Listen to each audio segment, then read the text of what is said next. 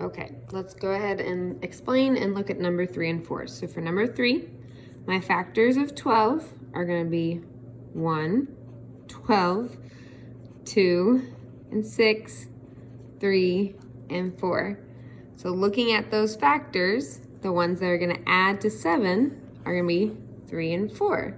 So therefore, I will say my answer is x plus 3 and x plus 4. Remember that you also could have put x plus 4, then x plus 3.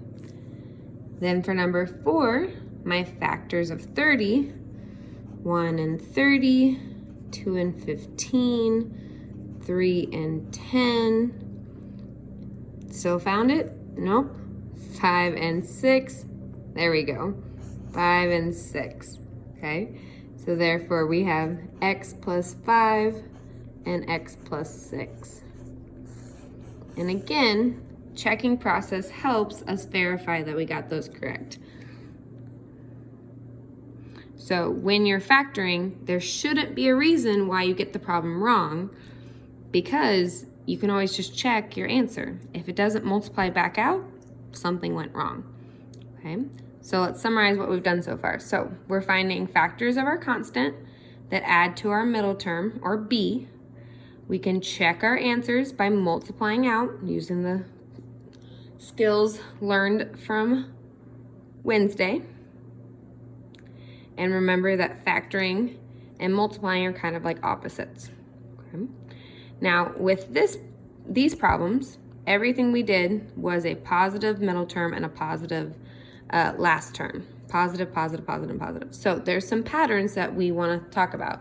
So when you have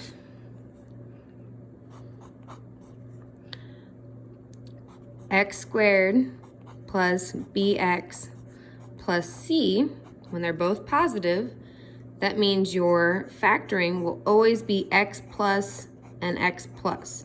As you can see, all our answers were x plus, x plus. Okay, and why is that? Well, it's because you were multiplying to a positive number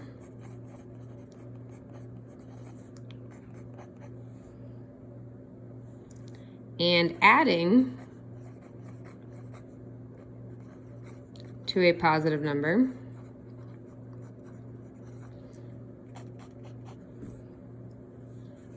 So it will require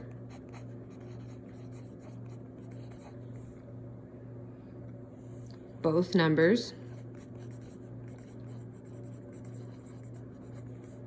to be positive.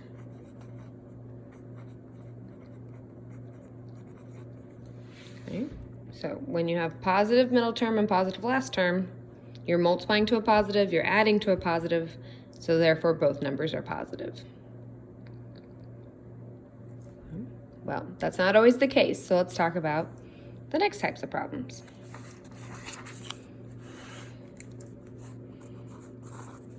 Number 5. So number 5, we have x squared minus 7x plus 10. Okay, so now we've already changed our pattern.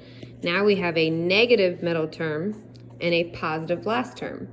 Well, what's that going to mean? That means that we are looking for factors of positive 10 that add to negative 7. Well, how are we going to find factors that multiply to a positive but add to a negative? What's that going to require?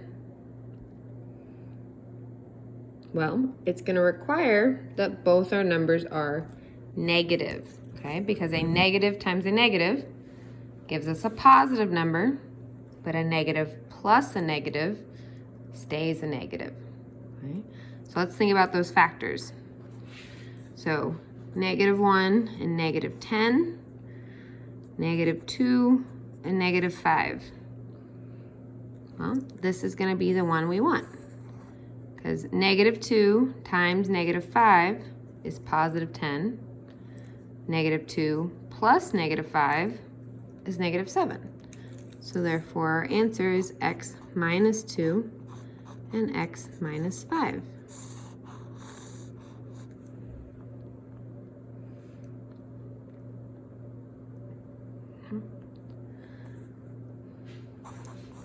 try number 6. X squared minus 8x plus 15. X squared minus 8x plus 15. So factors of positive 15 that add to negative 8. So my factors of positive 15 would be negative 1 and negative 15. That doesn't work. Negative 3 and negative 5. That one works. So therefore my answer is x minus 3 and x minus 5.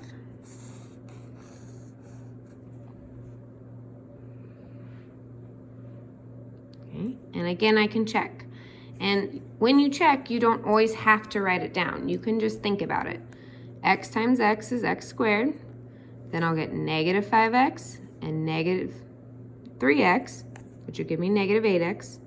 And negative 3 times negative 5 is positive 15. So that one works. So number 7 is x squared minus 10x plus 24. And number 8 is x squared minus 10x plus 16. Go ahead and do number 7 and number 8.